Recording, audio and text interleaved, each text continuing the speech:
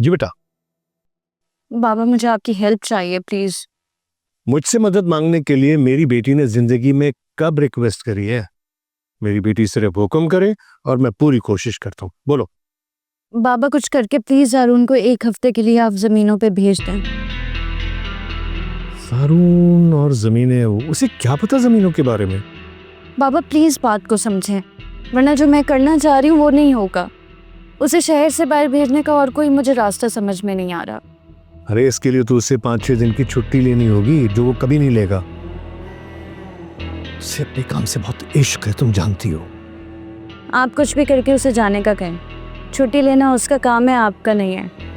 और जैसे ही आप हुक्म दें उसके साथ ही अपनी तबीयत खराब होने का बहाना बना दें। आपको रेस्ट मिल जाएगा और मेरा भी काम हो जाएगा पापा।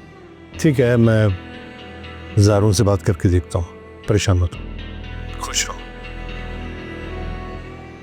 थैंक यू पापा।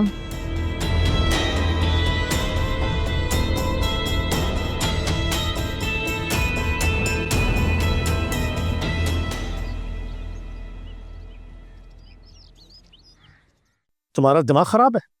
वो जमीन मेरी है, मेरे बाप की है, किस में इतनी जरूरत जो उस पर कब्जा करे?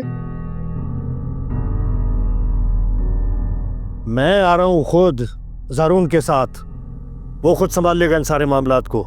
यानी रफीक की अब इतनी हिम्मत हो गई, इतना बड़ा फन्ने खान, कि मेरी जमीन पे कब्जा करेगा। 2 थप्पड़ खाएगा ना पुलिस के तो औकात में आ जाएगा। हाँ हाँ, तुम कमरे तैयार करवा दो, जारून का कमरा भी तैयार करा दो, मेरा कमरा भी, और उसके साथ नफरी होगी। ठीक है, हम पहुंचते हैं। अब क्या हुआ, सब खैरियत है? अरे वो रफीक, उसकी इतनी मजाल कि हमारी जमीनों पर कब्जा करना चाह रहा है। तारिक को मारा है उसने, ऊपर से धमकी देकर गया कि डेरा खाली कर दे वरना खड़ी फसलों पर ट्रैक्टर चला देगा। उसकी ये मजाल। तुम जाओ, तैयारी पकड़ो, हमने गांव जाना है अभी। आज बाबा? नहीं, ट्रैक्टर फिरने के बाद। जाहिर है अभी जाना है, जाओ जाके छुट्टी लो। बाबा इतनी लंबी मुझे छुट्टी नहीं मिल सकती, मैं एक बहुत अहम केस पे काम कर रहा हूँ। जिंदगी में एक काम कहा है तुम्हें और तुम उस पर भी इनकार कर रहे हो। बेटा तुम्हारे बाबा बिल्कुल ठीक कह रहे हैं। इन कब्जा माफियाओं को तुम हमसे बेहतर जानते हो। अम्मा मैं इनकार नहीं कर रहा, मैं सिर्फ। तो बहस क्यों कर रहे हो? ऑन करो, छुट्टी लो। और देखिए, आप मेरा बैग तैयार कर दें, हम लोग 4-5 दिन नहीं आएंगे, जब तक ये मामला खत्म नहीं होता वहीं होंगे। ठीक है? ठीक। छुट्टी लो, फोन करो।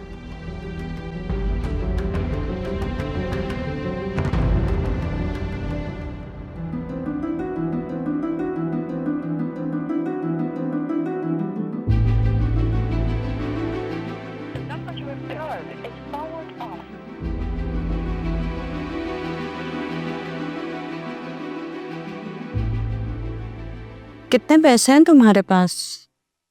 मेरे पास 1200-1300 रुपए होंगे, या शायद उससे भी कुछ कम।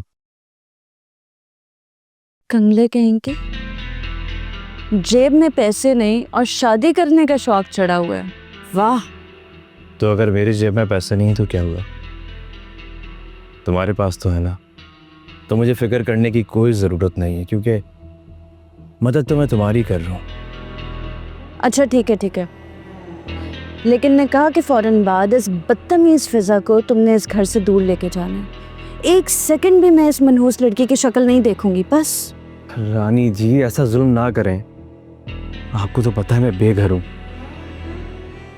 हमें इजाज़त दें इस घर में रहने की।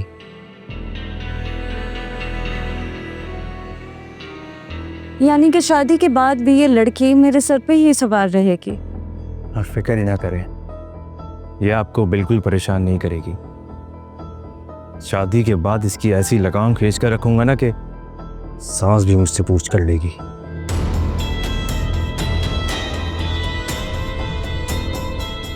सोचती हूँ मैं। देखें, इसमें आपका और मेरा दोनों का फायदा है।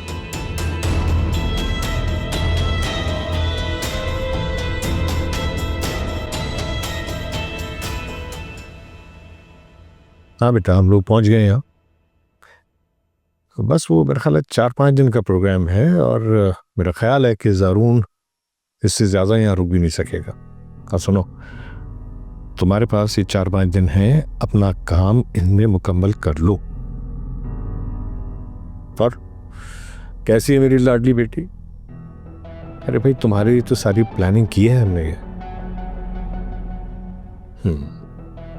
ठीक है, अब फोन रखता हूँ, थक गया हूँ, बहुत लंबा सफर तय करके आया हूँ।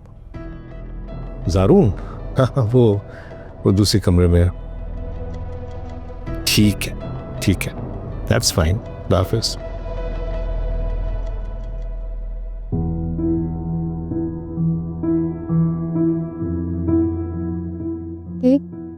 तुम सोई नहीं अब तक? मैं तो इसलिए बाहर लाउंज में बैठी हुई थी कि शायद तुम सो गई हो। तुम्हारा पेपर था फिजा। छोड़ो यार, तुम्हें इस हाल में छोड़ के मैं पेपर देने कैसे जा सकती हूँ? और वैसे भी मेरी तैयारी अच्छी नहीं थी, अगली बार दे दूंगी। दोबारा फेल होने से तो बेहतर है कि नेक्स्ट टाइम अच्छी तैयारी करके दे दूँ। खैर, तुम बताओ, तुम सोई क्यों नहीं अभी तक? फैज़ा, मैं सोच रही थी कि सारून ने कॉल नहीं की दोबारा। हो सकता है आया हो, फोन तो वैसे भी साकिब भाई के पास है।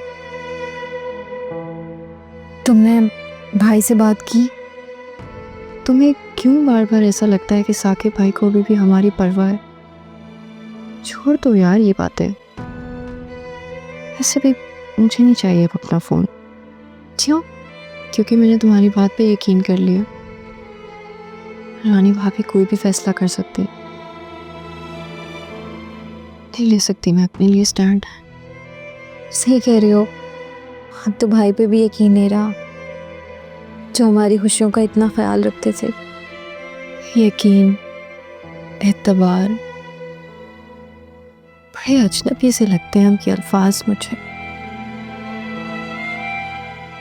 किस किस ने नहीं तोड़ा एतबार मेरा?